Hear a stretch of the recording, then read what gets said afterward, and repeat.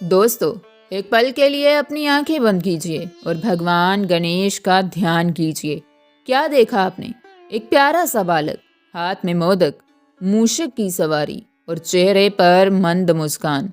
यही छवि हमारे मन में बसी है। विघ्नहर्ता, यानी जो प्यार से हमारे दुख हर ले। लेकिन क्या आप जानते हैं कि गणेश पुराण के पन्नों में एक ऐसा अध्याय भी है जिसे पढ़ते वक्त ऋषियों के हाथ भी कांप गए थे। एक ऐसा दिन जब भगवान गणेश ने मोदक नहीं, शस्त्र उठाए थे। जब उन्होंने मूषक की नहीं बल्कि एक खूंखार शेर की सवारी की थी। उनका क्रोध इतना प्रचंड था कि असुरों को छोड़िए, खुद देवता भी उनके सामने जाने से कतरा रहे थे। 22 जनवरी 2026 यानी कल, यह उसी महाअवतार का दिन है, माघ शुक्ल चतुर्थी। आज हम उस महोत्कट विनायक की कहानी सुनेंगे जिनके हुंकार मात्र से ब्रह्मांड की धुरी हिल गई थी। नमस्कार दोस्तों, स्वागत है आपका संस्कृति पर।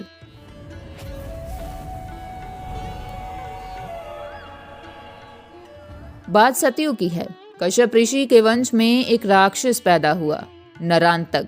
नाम का अर्थ ही था नरों का अंत करने वाला। लेकिन उसकी भूख सिर्फ नरों तक सीमित नहीं थी, उसे स्वर्ग चाहिए था। उसने हजारों वर्षों तक ओम का उल्टा जाप करके ब्रह्मा जी को प्रसन्न किया। जब ब्रह्मा जी प्रकट हुए तो नरांतक ने एक चाल चली। उसने कहा, हे प्रभु, मुझे ऐसा वरदान दीजिए कि ना कोई देवता मुझे मार सके, ना कोई दैत्य, ना गंधर्व, ना यक्ष और ना ही कोई मानव। ब्रह्मा जी ने तथास्तु कह दिया। नरांतक जोर से हंसा, क्योंकि उसने सृष्टि के हर जीवित प्राणी का नाम ले लिया था। अब उसे लगा कि वह स्वयं काल बन चुका है। वरदान मिलते ही उसने कोहराम मचा दिया। स्वर्ग में देवताओं को जंजीरों से बांध दिया गया। धरती पर धर्म का नाम लेने वालों की जीभ काट दी गई। त्राही त्राही मच गई। लेकिन नारांतक को मारने वाला कोई नहीं था, क्योंकि मारने वाला ना देवता हो सकता था, ना दानव और ना इंसान। जब कोई रास्ता नहीं बचा तो धर्म की रक्षा का भार उठाया महर्षि कश्यप और उनकी पत्नी अदिति ने। उन्होंने सोचा, अगर नियम के अंदर रहकर नरांतक नहीं मर सकता तो नियम बनाने वाले पर ब्रह्मा को ही आना होगा। दोनों ने जंगल में जाकर घोर तपस्या शुरू की। शास्त्र कहते हैं कि उनकी तपस्या इतनी कठोर थी कि उनके शरीर से निकलने वाली गर्मी से जंगल के सूखे पत्ते अपने आप जलने लगे थे।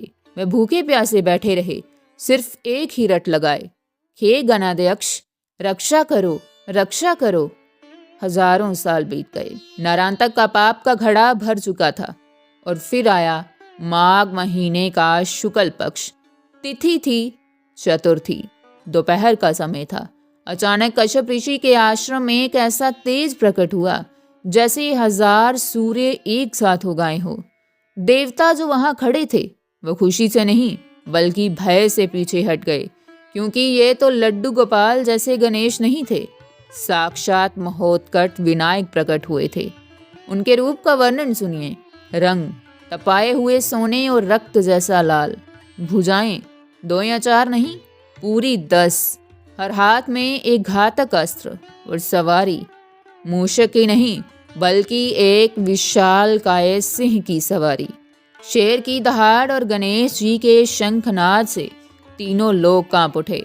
नरांतक अपने महल में बैठा मदिरा पी रहा था, लेकिन ये आवाज सुनकर उसके हाथ से प्याला गिर गया। उसे पहली बार मौत का एहसास हुआ। युद्ध के मैदान में नरांतक चिल्लाया, मुझे ब्रह्मा का वरदान है, मैं देव, दानव या मानव से नहीं मर सकता। महोत्कट विनायक ने गर्ज कर उत्तर दिया, मूर्ख, ध्यान से देख, मैं न देवता हूँ न दानव, ना मैं मानव हूँ। मैं साक्षात पर ब्रह्मा हूँ। मैं नियमों में नहीं बनता, नियम मुझसे बनते हैं।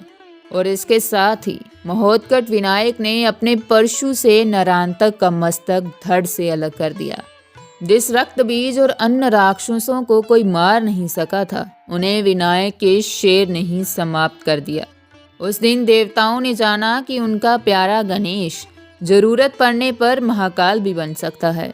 युद्ध के बाद विनायक का शरीर क्रोध से तप रहा था। तब कश्यप ऋषि और माता अदिति ने उन्हें शीतल करने के लिए तिल और गुड़ का भोग लगाया। तिल की तासीर उस क्रोध की अग्नि को शांत करने का प्रतीक बनी। इसलिए माघ शुक्ल चतुर्थी को हम तिलकुंद चतुर्थी या गणेश जयंती कहते हैं। शास्त्र कहते हैं जो व्यक्ति कल यानी 22 जनवरी को गणेश जी को तिल के लड्डू चढ़ाता है और महोत्कट अवतार का ध्यान करता है, उसके जीवन के बड़े से बड़े शत्रु, रोग और कर्जे नरांतक की तरह ही नष्ट हो जाते हैं। दोस्तों, 22 जनवरी को सिर्फ रस्म ना निभाएं, इस महाशक्ति को पहचानें। अगर आपको भगवान गणेश की इस शेर वाली सवारी के बारे में आज पहली बार पता चला तो कमेंट में जय महोत्कट लिखना ना भूलें। मिलते हैं अगली वीडियो में एक और अनसुने रहस्य के साथ। गणपति बप्पा मोरिया।